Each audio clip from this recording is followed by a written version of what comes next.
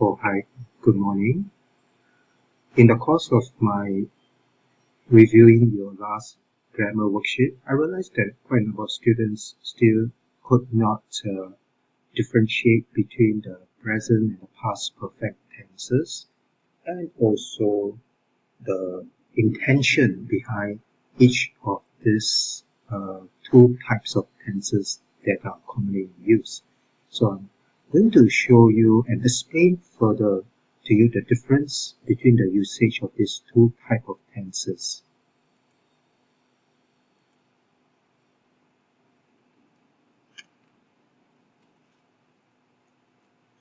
Let's look at this particular exercise that we just did.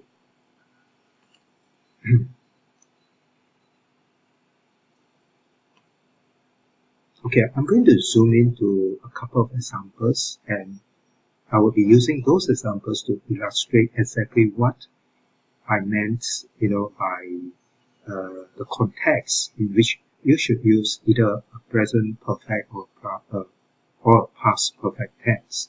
So now let's look at this particular statement, question 2. Ganesh's parents were devastated when they found out that he blank with an accident. In this sentence, we are told that Ganesh had encountered an accident, and that was the reason why his parents were so upset. The question that you must ask yourself is whether the accident had taken place before the parents felt devastated. The answer is clearly yes.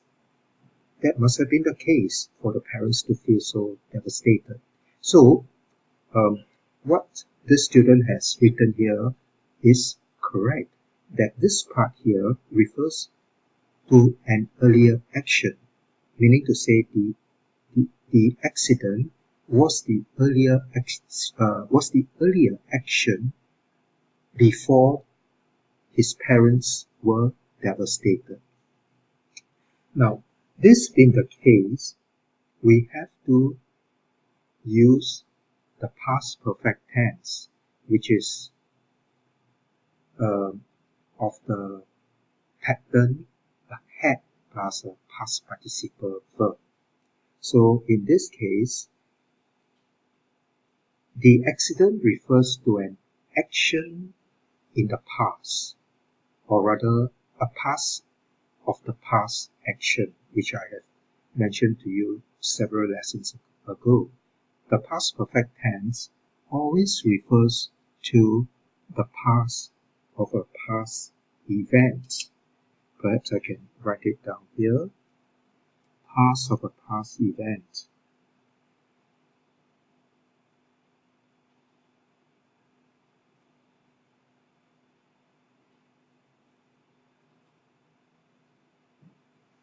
Got it? Good. So every time when you are describing two different events where you need to differentiate event A from event B, where event A took place before event B, you have to use the past perfect tense to refer to the earlier events, which is event A. Now let's take a look at another example now.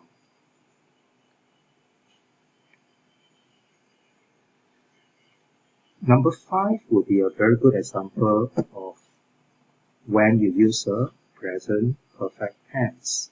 So I'm going to just zoom into question 5. I'll read the sentence. I blank not blank my lunch yet. I am starving. As you would understand the intention of the writer in making these two remarks, he was saying that he had not taken his lunch yet. So that action of missing or skipping his lunch has already started in the past, but continues to the present. So meaning to say, the effect of him not having taken his lunch could still be felt in the present.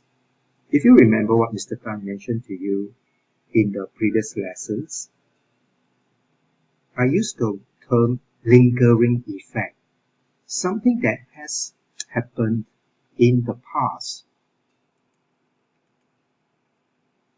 but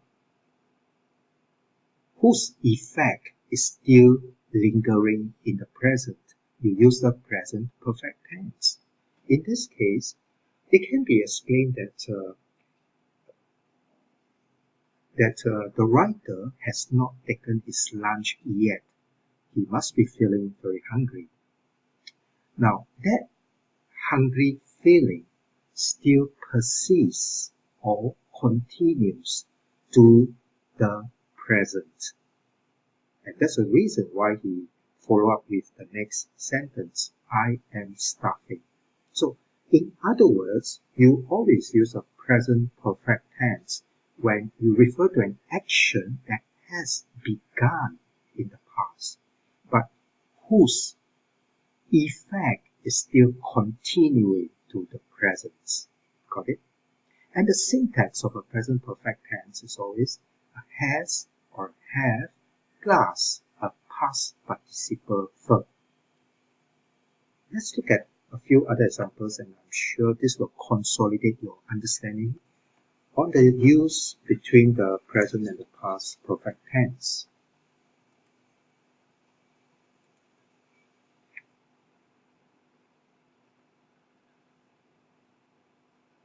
Okay, let's zero into question 7. It reads, the house belonged to Mr. Hakim for 20 years before Charles bought it.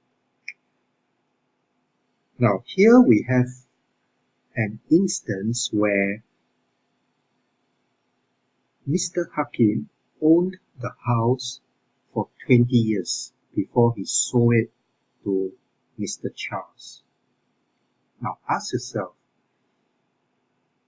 no doubt the house was bought in the past.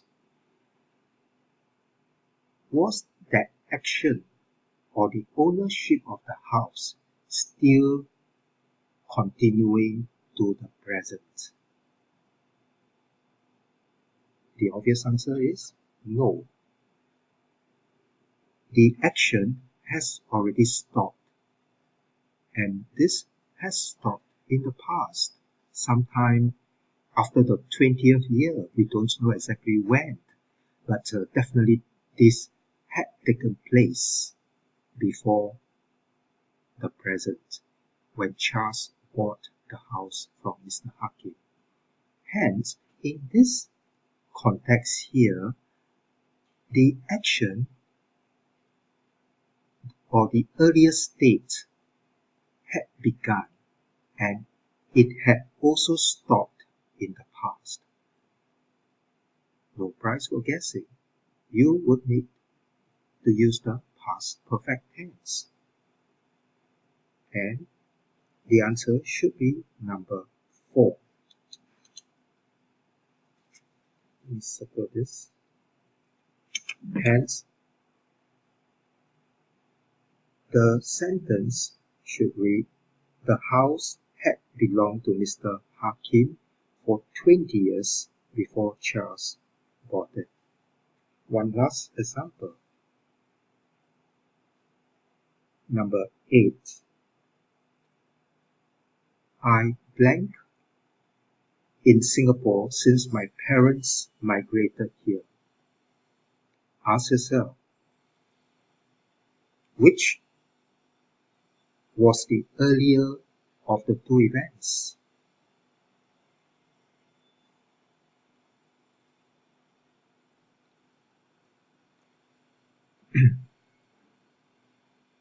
Well, in this case, in fact, one of the events has not ended its action yet. So my question was a misnomer. There's no two past events, and hence the past perfect tense would not be relevant in this instance. Instead, ask yourself,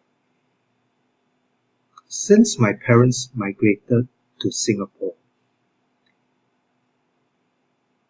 am I still living in Singapore even up to the present day?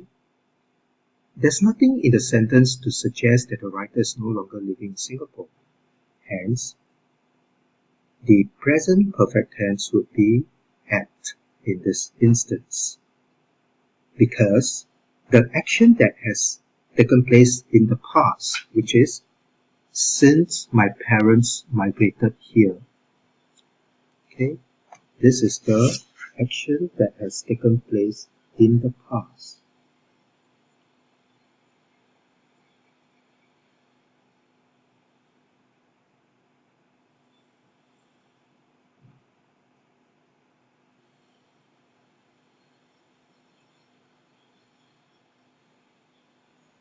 Alright? Action that has taken place in the past.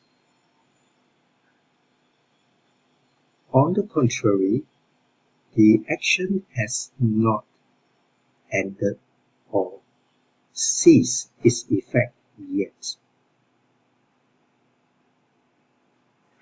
So, in other words, just now we mentioned, the action continues to the present. So here, action continues to the present.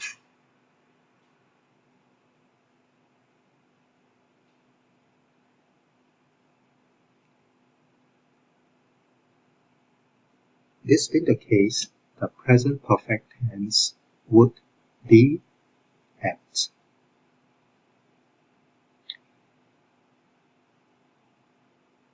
Okay, let me just recap.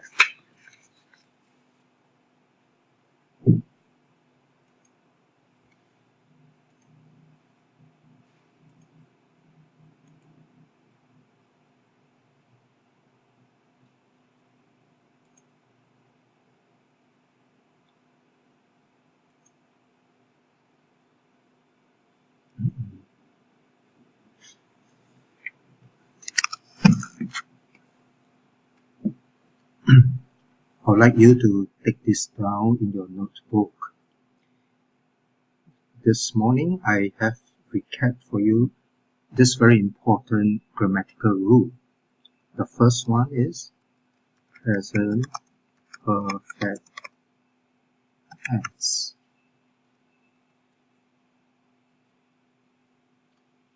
Okay. Now let's begin with the syntax, or the form of such a sentence, the form of the usage of such a tense. Well, it always follows this pattern: has or have, plus a past participle verb, and the function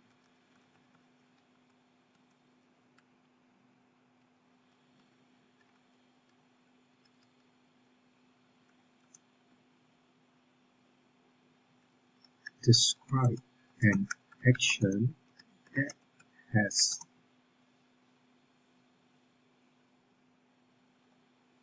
started, that has begun, but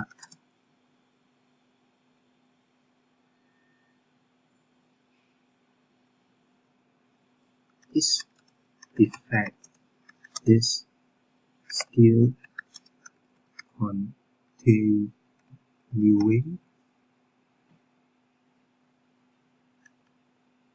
continuing to the present, or its effect